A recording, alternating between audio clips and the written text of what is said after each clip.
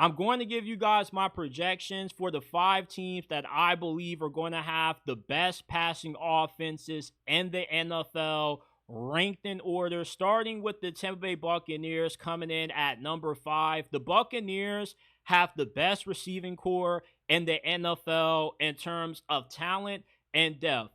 Mike Evans, Chris Godwin are one of the better receiver duos in the league. Then behind those guys, you got Jalen McMillan, who is coming off a really underrated rookie season. You got Emeka Ibuka, who you drafted in the first round, who you didn't really need. So you essentially have 4 or 5 capable wide receivers on your team, and 3 of them who have wide receiver 1 upside, and Godwin, who could have went to the Patriots for more money but chose to come back to Tampa for less. Mike Evans, who's a future first ballot Hall of Famer.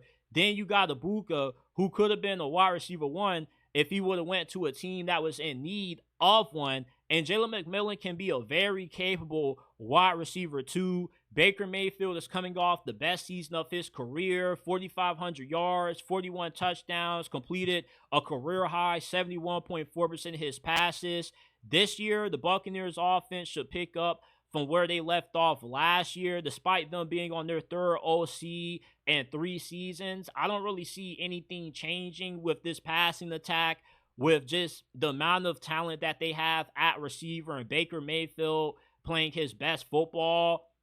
Number 4, I have the Detroit Lions. Yes, they do lose Ben Johnson, but their new offensive coordinator, John Morton, already has familiarity with this roster. He was in Detroit back in 2022, and for 2023 and 2024, he served as the Broncos passing game coordinator under Sean Payton. And there really isn't going to be too many philosophical changes to this Lions offense.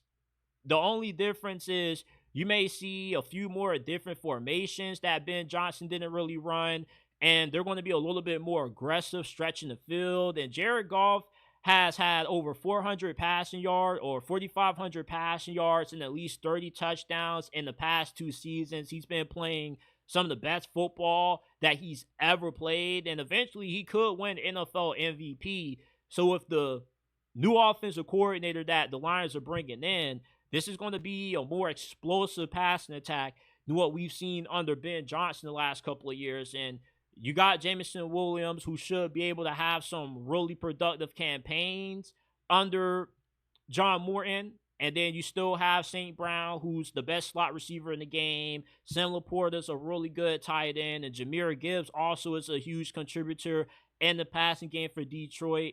So I can see the Lions racking up the passing yards again this year. They were 2nd in the NFL in pass yards per game last year, and I don't see them dropping off too much this year, despite Ben Johnson going to the Bears. The Atlanta Falcons come in at number 3 for me. And the Falcons may shock you with them being this high. Some of y'all may argue that they don't deserve to be on here, but last season before Kirk Cousins got injured, they did have a high volume of pass attempts. But once Kirk Cousins got injured, they got conservative. They ran the football a lot more because they just didn't trust them. And when Michael Penix came in, despite him having a small sample size, the 3 games that he started, he led all quarterbacks and yards per play, and over 14% of his pass attempts resulted in gains of 15 yards or more. And Michael Penix has a RPG for a left arm. He can fit all kinds of passes into any windows, no matter how small they are. So with his explosiveness and with how dynamic his arm is, you're going to see the Falcons utilize that to their advantage, and they probably are going to be the most aggressive passing attack in the NFL in terms of how many plays they attempt trying to push the ball downfield for 30 yards or more. And the Falcons got a really underrated group of wide receivers. Drake London is coming off the quietest 1,200-yard season that you will ever see from a receiver. Darnell Mooney had a breakout season. Ray McCloud also had a breakout season as well in the slot.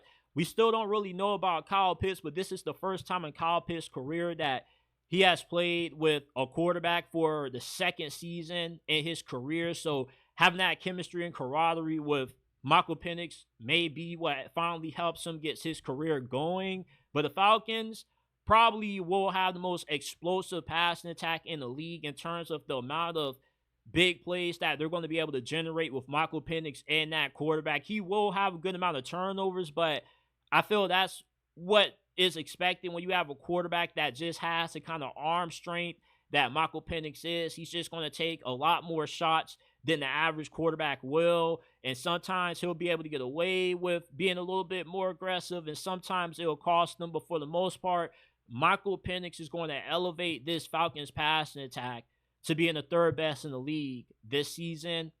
The Chicago Bears, like the Atlanta Falcons, you can say that they don't deserve to be on this list. They're way too high. But the reason why I have the Bears having the second best passing attack in the league this year is, for one, you hire Ben Johnson, who is perceived to be the second coming to Sean McVay. He's in that kind of class, is what Kyle Shanahan and McVay were as coordinators. Really innovative offensive minds. And you give him a quarterback talent like Caleb Williams. Let's not forget, despite how good Jaden Daniels was, if we could replay that draft without knowing how good Jaden Daniels was going to be as a rookie, majority of everybody still would have picked Caleb Williams number one overall. And you saw some of that on display last year with what he can do when things break down outside the pocket. He kind of has like this Mahomes-esque playing style to him. And Ben Johnson can help him reel all of that in. Last year, his rookie season doesn't really count with how bad the coaching was, and the Bears were second to last in passing yards per game. Ben Johnson was calling plays for the second best passing offense in the NFL last year. So with him working with Caleb Williams, we should see him take a drastic increase in productivity and improvement in his second season, especially with the weapons that the Bears have everywhere around them. They got really good receivers. You just drafted Luther Burden to play in the slot.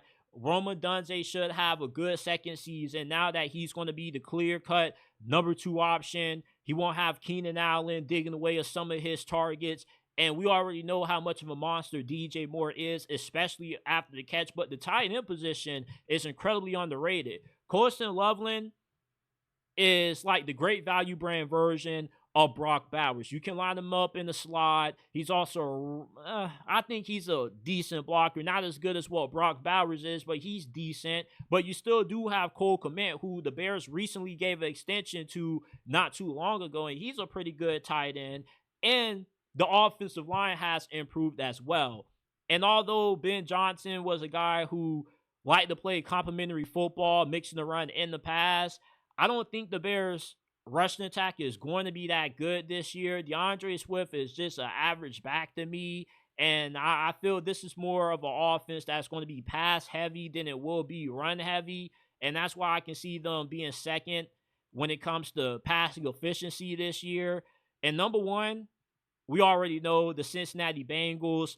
Look, when your defense is as bad as what Cincinnati's is going to be this year, the only way you're going to have a chance of staying alive this year is by just going toe-to-toe with everybody, airing the football out. And that's why they decided to keep Jamar Chase and T. Higgins. And they did that for a very good reason, because they know that this season is going to come down to them being able to outscore everybody.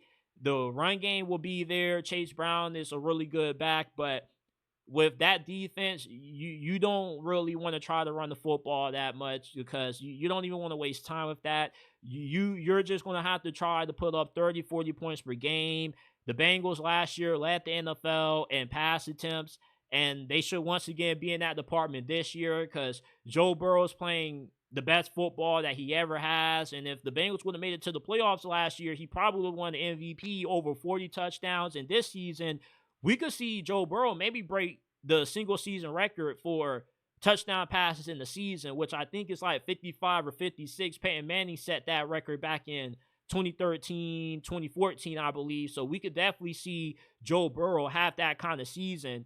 With how bad that defense is going to be, you're going to have no choice but to get into a bunch of shootouts once again. So these are my top 5 passing offenses for the 2025 NFL season. Let me know which ones you disagree with, who should be off this list, who you will replace.